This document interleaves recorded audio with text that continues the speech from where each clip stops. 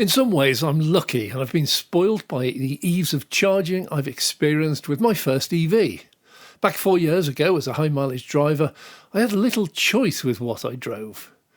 Dave Takes It On looks at his experience and compares that to an experienced MG4 driver using a Tesla V4 at a supercharger very recently opened up to all EV drivers. And he immediately hit problems, which he and I worked through. I learned a lot. Thanks, Richard. Your experience, which I obviously filmed, is sure to be of huge interest to any of my viewers who experience problems themselves. Well, as a previous high-mileage driver, typically I covered 25, 30, 35,000 miles a year. It's a lot less now. And I went through cars with a monotonous regularity. Even having been interested in an EV for a long time, the switch was not an easy one. Charging was the key. I worked all over the country. Back then, the rapid charger network was nothing. It comprised almost exclusively of 50 kilowatt CCS2 chargers scattered around the country, but mainly at motorway services, care of Ecotricity. My work took me everywhere. One day I could be just 10 miles up the road, the next 200 more miles away in Oxford or Guildford. With a range of around 200 miles on a good day, that meant I would have to charge before I got there, and it might take well over an hour, if it worked. My boss would not be pleased with that. Well, about the only choice was a Tesla. Back then, ranges of 250 miles in the real world were common, and they had an extensive charger network with all their chargers rated at either 130 or 150 kilowatt. The price of the Tesla was the issue. They were stupidly expensive. But then again, so was my £400 plus per month on diesel, plus my £4,000 a year on servicing, maintenance and repairs. And the fact that my cars reached a point after 5, 6 or 7 years when the huge repair bills were costing more than the pittance my car was now worth. In other words, scrap. I bought my Tesla Model S. My choice has turned out to be the right one, but those early days were not easy. First, while I could and did charge at home, away from home I was entirely dependent on Tesla superchargers. My Model S has the classic Type 2 charger socket. No CCS2, just the Type 2. It happily chose what I plugged into and adjusted accordingly. So if I plugged into an AC 7 kilowatt fast charger, it used my onboard AC charger rated it up to 11 kilowatts. If I plugged into a 150 kilowatt DC supercharger, it automatically bypassed the onboard AC charger and accepted the full 150 kilowatt DC charge. And that gave me a range of up to 400 miles per hour when plugged in. Life was so simple, but once out on the road, I could not use the new CCS2 chargers that were starting to appear. I had to find a supercharger or I was stuck with a fast 11 kilowatt charger. AC, and that was 35 miles an hour range. Well, in certain places, this was just not easy. There were many fewer superchargers around back then. But when I found one, the procedure was just so simple, a kid could do it. I reversed into the bay, took the charger plug and pressed the button on it. My charging flap popped open and unlocked the socket. I plugged in, light on the socket turned blue for a few seconds, then green, indicating charging had started. I could, if I wanted to, follow the progress on the car display or my app, but I got a warning on my mobile when it was near completion to avoid overstay fees. I then pressed the same button on the plug again, it unlocked the port, and I removed the plug and replaced it in the charger.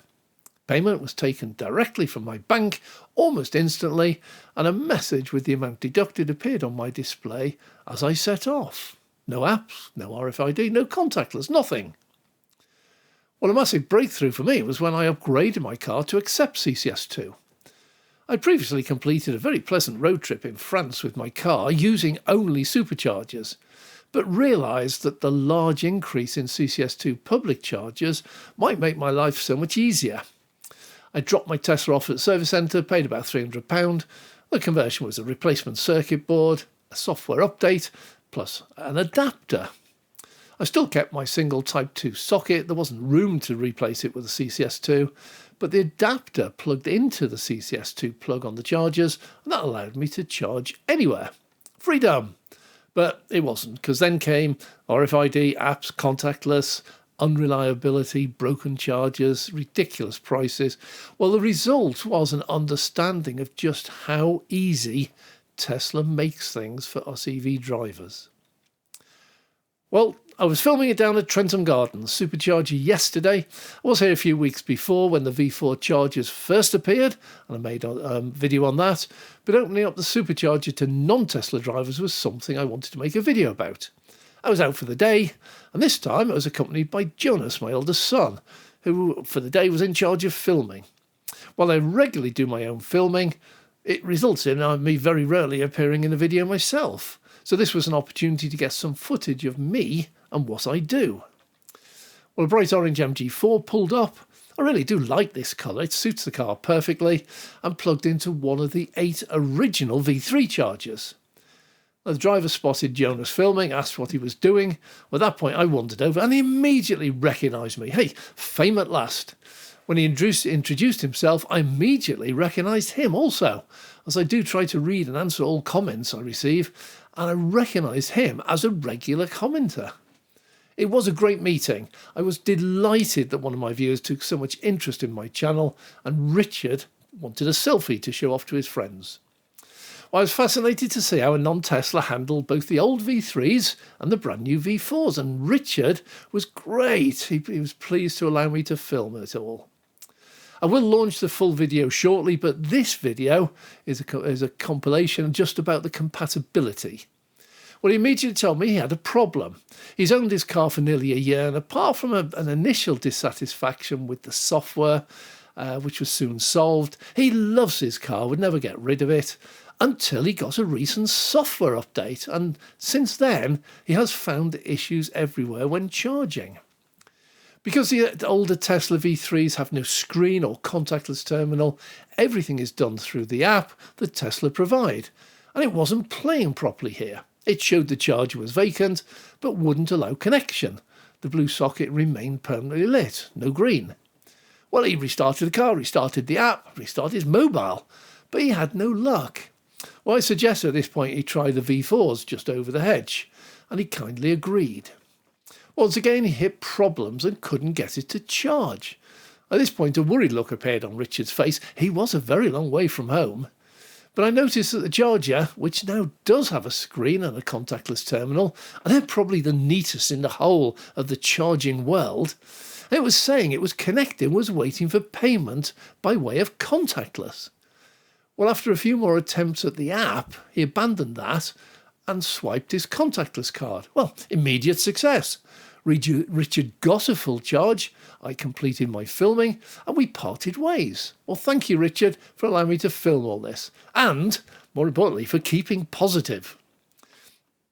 Well, at the Supercharger, I was also delighted to see a Vauxhall Corsa EV, another MG4, and a Hyundai Ioniq 5, all using the charger, and the eagle-eyed among you will notice why. The price on the screen for contactless, no membership required, was 49p. Well, I do welcome comments from others who can find a better rate elsewhere, other than the initial special offers you get when you buy your EV. Well, I apologise for my enthusiasm to all those who see the opening up of the Supercharger network as a negative, fearing massive queues and questioning why they should buy a Tesla if they're going to have to share the chargers. Well, I'm obviously of the opposite opinion.